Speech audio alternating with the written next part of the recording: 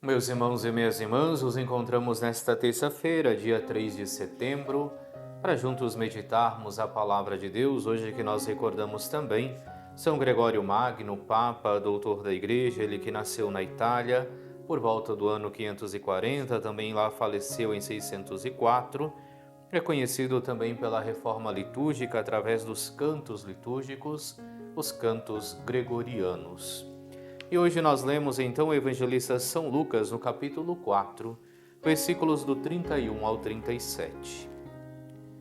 Naquele tempo, Jesus desceu a Cafarnaum, cidade da Galileia, e aí ensinava aos sábados. As pessoas ficavam admiradas com seu ensinamento, porque Jesus falava com autoridade. Na sinagoga havia um homem possuído pelo espírito de um demônio impuro, que gritou em alta voz: O que queres de nós, Jesus Nazareno? Viestes para nos destruir? Eu sei quem tu és o Santo de Deus. Jesus o ameaçou, dizendo: Cala-te e sai dele. Então o demônio lançou o homem no chão, saiu dele e não lhe fez mal nenhum. O espanto se apossou de todos e eles comentavam entre si: Que palavra é essa? Ele manda nos espíritos impuros com autoridade e poder, e eles saem.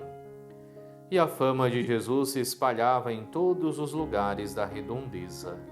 Palavra da salvação, glória a vós, Senhor. Continuamos a meditação do evangelista São Lucas, no capítulo 4, e hoje vemos então Jesus mais uma vez que, chegando a Cafarnaum, cidade da Galileia, ensina aos sábados. E estando ali ensinando, chama a atenção daqueles que o escutavam o fato de que Jesus falava com autoridade. E a autoridade de Jesus Cristo, como nós já tivemos ocasião de meditar, brota justamente da própria palavra de Deus e desta necessária coerência que existe entre o ensinamento de Jesus Cristo e a sua vida. São Lucas não fala do comparativo que eles fazem, mas sabemos dos demais evangelistas que eles dizem que ensina com autoridade, não como os fariseus e os mestres da lei. Porque os fariseus, os mestres da lei, falavam uma coisa, viviam completamente outra. E com isso então vemos que de fato a autoridade de Jesus Cristo brota da sua palavra e da sua vida. Esta necessária coerência então entre o seu viver e o anúncio que ele realizava. É diante disso que nós vemos então todo o desfecho que nos é colocado, nos é narrado deste homem com este espírito impuro que se aproxima de Jesus Cristo, e Cristo, com a força da sua palavra, expulsa aquele espírito. E a partir daquilo, mais uma vez então, vemos a admiração do povo que diz: Mas que palavra é essa? Ele manda nos espíritos impuros com autoridade e poder, e eles obedecem. Quando nós falamos da autoridade, devemos perceber que este é um tema que está muito presente hoje na nossa vida de sociedade. Todos procuramos em algum momento ter uma posição de autoridade dentro da nossa sociedade. Seja na empresa em que trabalhamos, seja na nossa vida familiar, seja na nossa vida de igreja, tantas vezes queremos esses lugares da autoridade porque os vemos como lugares de destaque. Mas, no entanto, através daquilo que nós ouvimos do Evangelho de hoje, nós devemos entender que a verdadeira autoridade na nossa vida de igreja brota de uma vida em comunhão com Deus. Cristo vivia plenamente em comunhão com Deus e por isso, dali temos a sua autoridade. Ele que é Deus mesmo, é Deus que se encarna e que assume a nossa natureza humana. E também nós, nesta vida de comunhão com Deus, é aonde teremos a autoridade que não será nos dada pelos homens, a autoridade que não nos pode ser tirada pelos próprios homens, porque é uma autoridade que brota do próprio Deus, do conhecimento da sua palavra, da vivência da sua palavra, do seu evangelho no nosso dia a dia.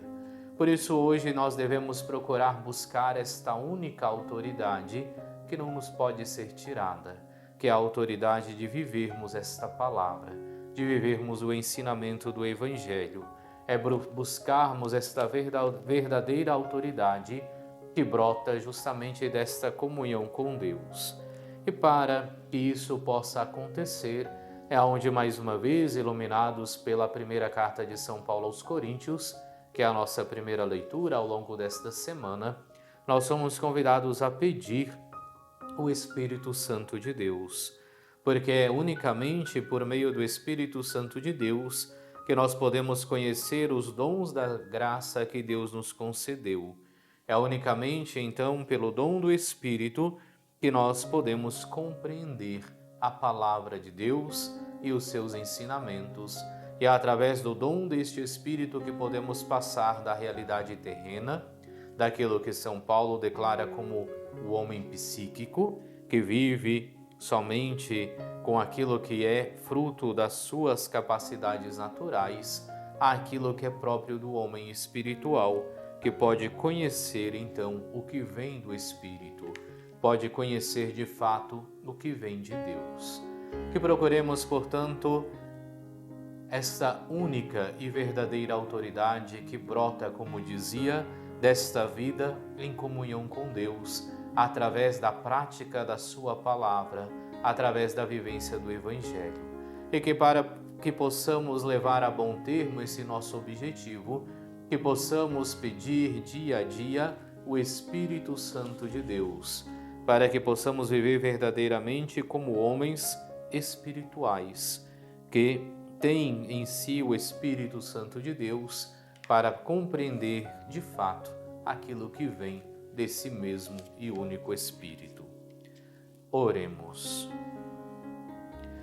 Ó Deus, que cuidais do vosso povo com bondade e o governais com amor, concedei pela intercessão do Papa São Gregório Magno o espírito de sabedoria àqueles a quem confiastes o governo da Igreja, a fim de que o progresso das ovelhas torne-se a alegria eterna dos pastores. Por nosso Senhor Jesus Cristo, vosso Filho, que é Deus, e convosco vive e reina na unidade do Espírito Santo, por todos os séculos dos séculos. Amém. E abençoe-vos Deus Todo-Poderoso, Pai e Filho e Espírito Santo. Amém.